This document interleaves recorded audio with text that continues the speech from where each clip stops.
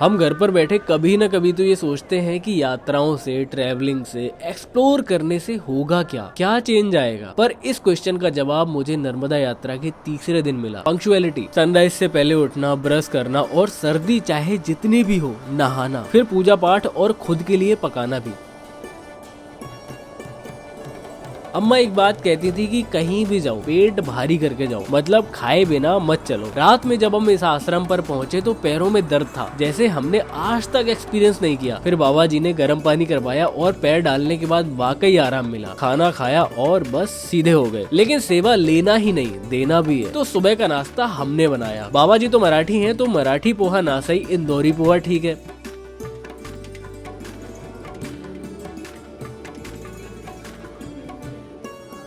अब तक की इस परिक्रमा में एक चीज की कमी थी, लाठी या दंड की, जिसे परिक्रमा वासी का साथी भी कहते हैं, क्योंकि इससे हम खुद को प्रोटेक्ट भी कर सकते हैं, पेड़ से इमली भी तोड़ सकते हैं और चलने में भी आसानी हो जाती है। और ये कोई ऐसा वैसा दंड नहीं है जिसे कहीं भी छोड़ दिया। इसे रोज स्नान करवाना है, पूजा करनी है और हमेशा अपने साथ में रखना है।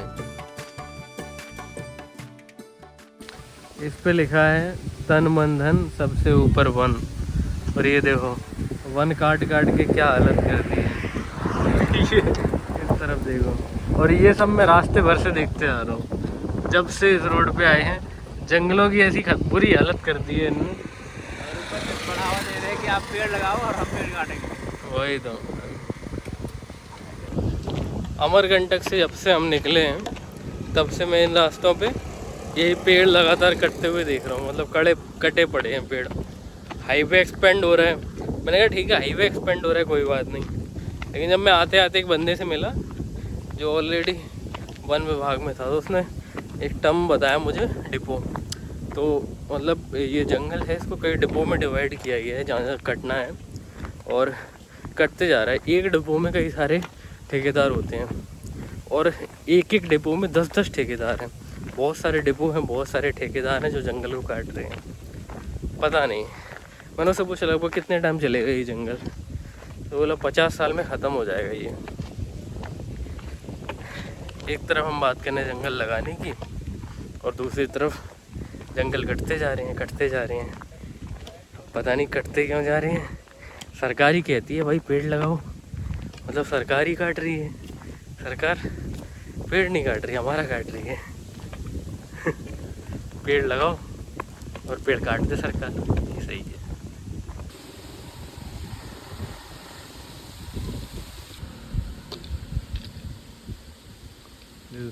लो नर्मदे है। ये सब अनएक्सपेक्टेड है। मुझे पहली बार किसी ने पैसे दिए आके, मतलब ऐसे तो कोई देते नहीं, मतलब घर वाले ही देते, बाकी कौन क्यों देगा भाई। वो मतलब एक्चुअली क्या हुआ ना, वो निकल रहे थे तो मैंने अचानक से बोला, मैंने कि निकल रही नहीं, डॉग को कुछ खिला दे, कुछ दे दे उसको।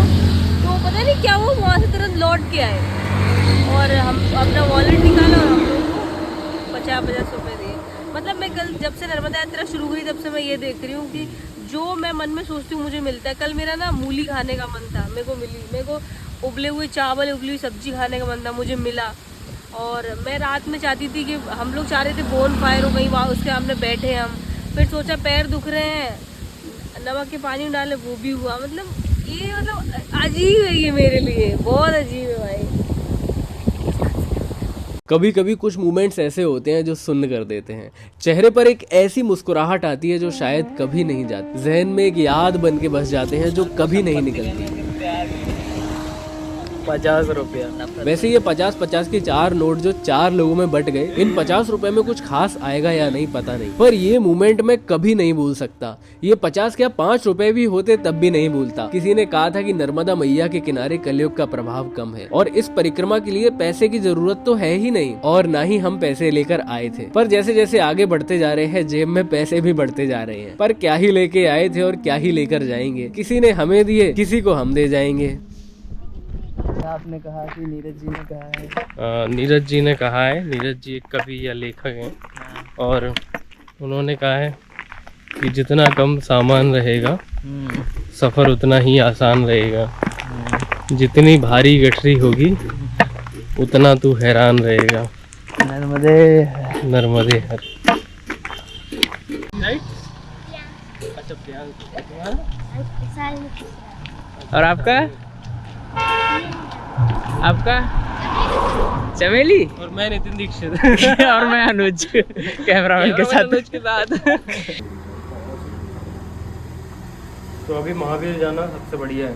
हाँ, ये हनुमान मंदिर सदाव्रत यहाँ अभी 3 मीटर उधर जाओगे बेटा, वहाँ बस्ता बुस्ता नहीं, सब गाय बैला जैसे लोग रहते शाम हैं। के पहुँचोगे अच्छा, वहाँ। समझे मेरी बाबू, महावीर जाओगे तो रोड में अपना आपका सोने बैठने का अच्छे कमरे कमरे बने हुए हैं, व्यवस्था बनी हुई है। कभी कभी खाने को इतना मिलता है और कभी मिलता ही नहीं। आज कुछ ना मिलने वाला दिन है। थोड़े आगे बढ़े तो मिले एक और बाबा जी। अब आगे मैं कितना एक्सप्लेन करूं, खुद ही देख लो। तो आप 4 पैकेट बिस्कुट बनवा दूँ। 4 पैकेट बिस्कुट लेके आ जाओ। हाँ, बहुत जल्दी बैठ लीजिए, यहीं बैठ लीजिए।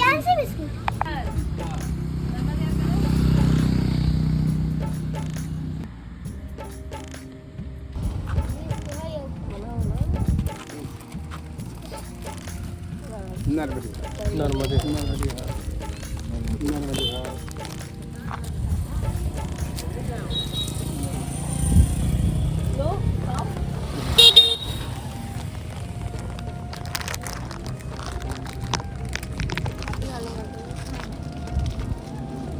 महाराज जी खा लो।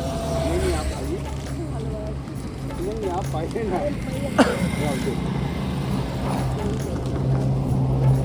लो,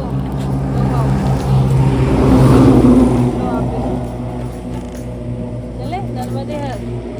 नर्मदे हर महाराज जी, नर्मदे हर। और अभी सुबह से अप्रॉक्स हम 25 किलोमीटर चल चुके हैं। सूरज से होने वाला है और अब हमें किसी आश्रम या किसी घर की तलाश है जहाँ हमें स्टे मिल सके नाइट के लिए। अगले दिन चौथे दिन फिर से यात्रा शुरू होगी नर्मदे हर।